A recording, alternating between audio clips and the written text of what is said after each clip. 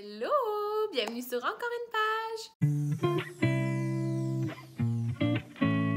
Aujourd'hui, on se retrouve pour une vidéo un peu melting pot, là. Il va y avoir toutes sortes de sujets abordés, mais principalement, c'est ma pile à lire pour le mois de juin. C'est également la vidéo pour ma pile à lire du défi Mets du bleu sur ta palle, organisé par MAPS. C'est la 3e année que ce défi-là existe et j'y participe encore une fois. C'est aussi un genre de book haul du printemps parce que j'ai vraiment pas acheté grand-chose. Je vais pas faire une vidéo pour 3 livres, donc je vais vous les présenter pour commencer cette vidéo. Et ensuite, on va enchaîner avec ma pile à lire du mois de juin. Ou non, ma pile à lire, comment on fait ça? Je pense qu'on va y aller avec ma pile à lire, Mets du bleu sur ta palle, puis je vais compléter avec les lectures que j'aimerais faire aussi au mois de juin. Fait que, on commence avec le book haul du printemps. Premièrement, en fait, ça fait des années que j'ai un intérêt pour l'astrologie et l'intérêt grandit au fil des conversations que j'ai. Et là, j'ai quand même du temps en ce moment parce que je suis beaucoup à la maison, puis bon, je sais que ça sera peut-être pas toujours, j'aurai peut-être pas toujours autant de temps, mais pour l'instant, j'en ai. Donc, je le prends et je me suis dit que j'allais pousser un peu cet intérêt. Je me suis acheté un livre sur l'astrologie. C'est Les clés de l'ésotérisme de Sasha Fenton. Et c'est chez les éditions Albin Michel. En fait, ce que j'aimais, c'est qu'il était quand même assez concis, en couleur. J'aime ça, il y a beaucoup de tableaux. Il y a un poster qui vient avec, je sais pas de quoi ça a l'air. Ok, il y a un poster, c'est ça que je pourrais mettre chez moi si j'ai besoin de me rappeler de tout. Ah, c'est quand même cool! Ouais, je vais regarder qu'est-ce que je fais. J'aime pas trop ça parce qu'il a été vraiment plié pour rentrer. Fait qu'il va y avoir plein de plis si jamais je l'affiche chez moi. Mais je vais commencer par lire le livre. Puis après ça, je vais voir ce que je fais avec le poster. Mais voilà, c'est le premier achat. C'était pas très cher. Il y en existe des tonnes, hein, des livres sur l'astrologie. J'ai juste choisi un que je trouvais qui avait l'air intéressant. Puis qui était beau, là. Il est comme il est métallique, là. Je sais pas si vous voyez. Fait que, en tout cas, je vous en reparlerai quand je l'aurai terminé. Ensuite, j'ai acheté le dernier livre de Dan Dumont, qui est Perles de verre. C'est publié chez les éditions Anne Norac.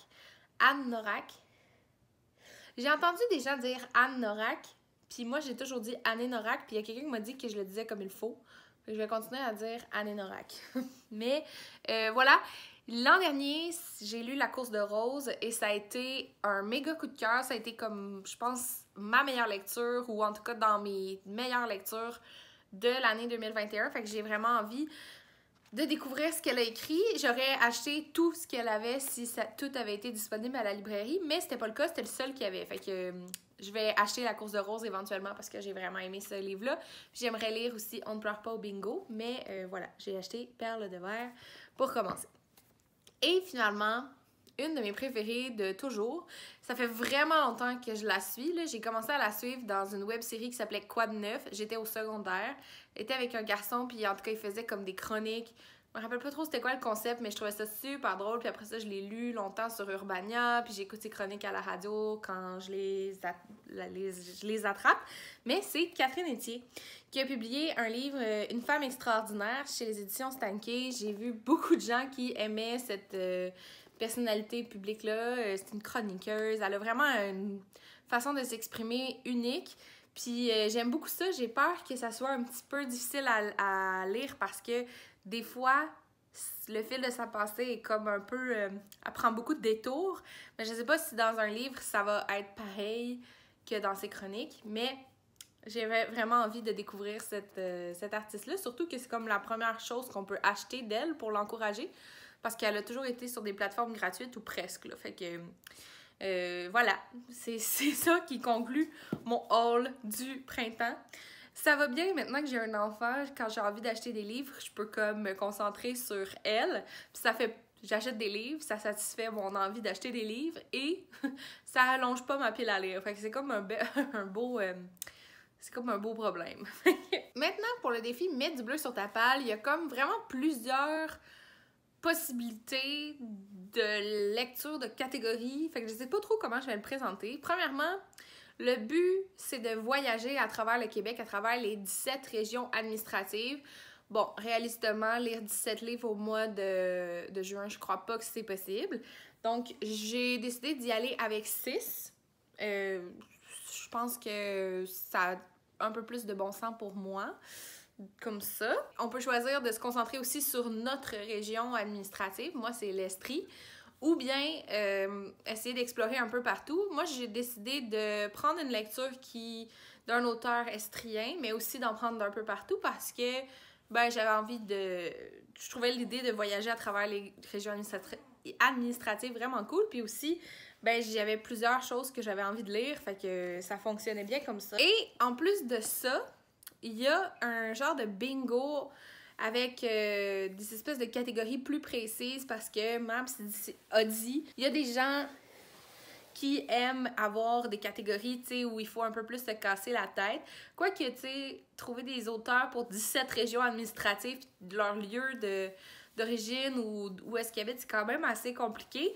Elle a fait comme, c'est ça, là, je sais pas combien il y en a, je pense que c'est 12 contraintes qu'on pourrait ajouter. Moi, j'ai pas choisi mes livres en fonction des contraintes, mais je les ai faites fitter dans les cases. Fait que je pense que j'en remplis 5 sur les 12. Et voilà, je vous présente tout ça, qu'est-ce qui va où. Et puis, j'ai oublié de le dire, mais le but du Mets du bleu sur ta page, c'est de lire des romans québécois tout au long du mois de juin. Fait que, voilà, le premier livre, c'est Une femme extraordinaire de Catherine Etier. Je l'ai mis dans la région administrative de Montréal parce que je sais pas si elle est originaire de Montréal, mais ça fait suffisamment longtemps qu'elle y habite pour dire, je pense, qu'elle est montréalaise. J'ai mis ça aussi dans la catégorie du livre bleu, mal bleu comme livre. J'adore l'illustration aussi, comme on dirait un tatou un peu, je trouve ça vraiment beau. Fait que, bref, j'ai vraiment hâte. Je sais même pas de quoi ça parle. C'est ça. Ça fait plusieurs fois que je dis que j'ai hâte de le lire, fait que je le réitère. Le deuxième livre qui fait partie de ma pile à lire, c'est Good Boy d'Antoine Charbonneau-Demers. C'est publié chez les éditions VLB Éditeur. Cet auteur vient de l'Abitibi-Témiscamingue. Donc, Rouyn-Noranda, c'est écrit à l'arrière, même si, c'est ça, il habite à Montréal depuis sa vie adulte. Mais je le prends pour Abitibi-Témiscamingue. Ma fille est bizarre. J'adore comme une perruche là, avec le truc devant ses yeux, puis elle est comme... En tout cas, c'est comique. Qu'est-ce que je disais, c'est que aussi, je le fais compter pour un personnage sur la couverture. Je pense que c'est assez évident que ça fonctionne. Puis, je sais que c'est un livre LGBTQIA2SP+. Je sais pas c'est quoi l'histoire, mais j'adore cet auteur. C'est un de mes auteurs préférés. Fait que c'est la seule œuvre que je n'ai pas lue de lui. Puis ça fait un bout qui est dans ma palle, fait que ça va être... Je vais pouvoir cocher tout plein de cases quand je vais l'avoir lu. Pour ce qui est de bande dessinée, j'essaie toujours d'en inclure au moins une ou deux. La première, je l'ai choisie parce qu'elle avait des étoiles dessus. Donc c'est 23h72 de Blanc et c'est publié chez Pau Pau. Donc... on voit ici dans le ciel, là, il y a des petites étoiles. Maps a fait des recherches pour moi. Blanc vient de Laval, donc ça fonctionne pour une nouvelle région administrative. J'aurais aimé ça lire Poisson à pattes, mais il l'avait pas à la bibliothèque, puis il n'y avait pas d'étoiles. J'ai choisi 23h72. J'aime ça, c'est tout en couleur à l'intérieur. J'espère que ça va être bien. En tout cas, Poisson à pattes, les gens ont l'air de vraiment l'avoir aimé. J'espère que 23h72, c'est la même chose, le même niveau d'attente. C'est que ça va combler mes attentes, mais j'ai bon espoir que je vais trouver ça drôle. Fait que voilà. La deuxième BD, je l'ai pas en main encore parce que je suis en attente à la bibliothèque, mais c'est La conquête du cosmos d'Alexandre Fontaine-Rousseau et Francis Desharnais. Francis Desharnais habite la région de la Capitale-Nationale, donc une nouvelle région administrative. Et malheureusement, je pourrais dire qu'elle a du bleu sur la couverture, mais j'ai déjà un livre qui comble cette catégorie-là, donc elle ne comble aucune autre catégorie. Mais j'ai hâte de lire ça depuis que j'ai entendu les avis pour le mois de la BD. Non, pour le festival de la bande dessinée de Montréal. Il y a beaucoup de gens qui l'ont lu parce qu'il était en nomination et la plupart des gens ont l'air de l'avoir apprécié. Donc, ça pique ma curiosité. Et aussi, j'ai beaucoup aimé La Pitoune et la Poutine et La Petite Russie. Et les deux ont fait partie de une ou l'autre de ces œuvres-là. Donc, j'ai espoir que ça me rejoigne aussi La Conquête du Cosmos, quoique ça a l'air assez différent des deux autres BD que je viens de nommer. Et là, je sais pas trop si la prochaine lecture, c'est une bande dessinée ou un recueil de poésie. C'est comme un objet étrange. J'ai envie de dire que c'est un album, en fait. Mais c'est J'en appelle à la poésie de David Goudreau. Puis, c'est publié chez les éditions Pinabel. David Goudreau, c'est mon auteur d'ici, donc de l'Estrie. Puis, juste pour vous montrer, à l'intérieur, c'est comme des dessins comme ça. C'est des poèmes, mais il y a vraiment beaucoup d'illustrations. Fait que j'ai envie de dire que c'est comme un album. J'en ai pas vraiment lu cette année des albums, ben à part ceux que je lis à mon enfant, mais je les compte pas dans mes lectures de l'année, évidemment. Parce que y a pas grand mérite à lire l'iguane, le lion, l'éléphant, le chat. Comme ça, c'est un livre au complet. Fait que voilà, je les compte pas, mais ça ici, ça a vraiment l'air, ça interpelle, ça pique ma curiosité. Encore une fois, j'espère que je vais pouvoir le lire au mois de juin parce que quand je l'ai réservé à la bibliothèque, il y avait déjà des réservations. Fait que j'ai l'impression que je pourrais pas le renouveler. Fait qu'il va falloir vraiment que je lise rapidement. Et comme là, on est à la mi-mai, je sais pas si je vais pouvoir le renouveler en juin. Fait que je vais peut-être commencer par ça juste pour être sûre de l'avoir lu. Dernière lecture pour le Mets Bleu sur ta palle, c'est une lecture que Maps m'a recommandée chaudement l'an dernier. Je m'étais engagée à les lire d'ici la fin de l'année. Je n'ai pas réussi. Mais c'est pas grave, je vais quand même les lire. C'est Coucoum de Michel Jean. C'est publié ici chez Libre Expression. Je pense que tout le monde a lu Coucoum. L'histoire d'une grand-mère, le peuple Innu. Pas trop qu'est-ce qui se passe dans cette histoire-là, mais tout le monde adore Coucoum. J'ai lu avant Noël, avant la fin de l'année passée, j'ai lu Atouk, Elle et nous. Et là, ben, Coucoum, c'est comme un peu sa suite. Et il va me rester Le vent en parle encore, que j'aimerais lire plus tard cette année. Mais voilà. Et lui aussi, il y avait des réservations, fait qu'il va falloir que je me dépêche à le lire. Puis, c'est ce qui m'amène à parler de mon autre lecture après. En juin, c'est aussi Jolie autochtone, en raison de la journée du 21 juin. C'est la journée nationale des peuples autochtones. Donc, c'est ça, je trouve que c'est une très belle initiative. Puis, ben, Michel Jean est Innu lui-même, donc ça comble une autre catégorie, j'adore ça. Et il y a de l'eau sur la couverture, donc ça peut combler cette petite catégorie extra. Bien entendu, je pourrais en mettre un au hasard entre La Conquête du Cosmos ou J'en appelle à la poésie, qui n'ont pas de petite catégorie spéciale. Puis j'aurais la catégorie au hasard. Tu sais, ça change pas grand-chose, honnêtement. Mais voilà. Pour En juin, je lis autochtone, je me suis dit que c'était l'occasion de lire Perle de verre de Dan Dumont. Je l'ai entre autres acheté pour le lire au mois de juin. Fait que c'est vraiment un plan que j'ai hâte de mettre à exécution. Vraiment très excitée à l'idée de lire ce livre-là. J'ai hâte de vous en reparler parce que, comme d'habitude, j'ai lu aucun résumé et je ne sais pas de quoi ça parle. Je sais qu'il y a c'est des ados.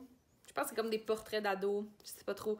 Mais dans Dumont, ce que j'avais aimé dans La course de rose, c'est que j'avais été surprise du début à la fin. Donc, je pense que j'ai envie de partir de la même manière pour ce livre-là. Et là, ben, je vais m'ajouter 2 petites lectures au mois de juin.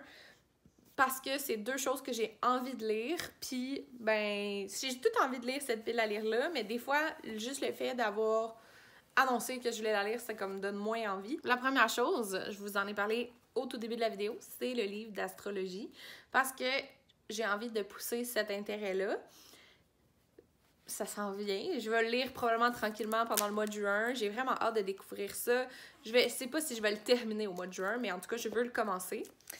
Et ma deuxième lecture, je pense que je vais en faire un vlog parce que j'ai commencé à écouter Bridgerton sur Netflix. Puis bon, si vous me suivez depuis un petit moment, Vous savez que je suis pas une fan de romance, je suis pas une fan de romans historiques. Moi, j'ai aimé la série sur Netflix, fait que peut-être je vais aimer les livres.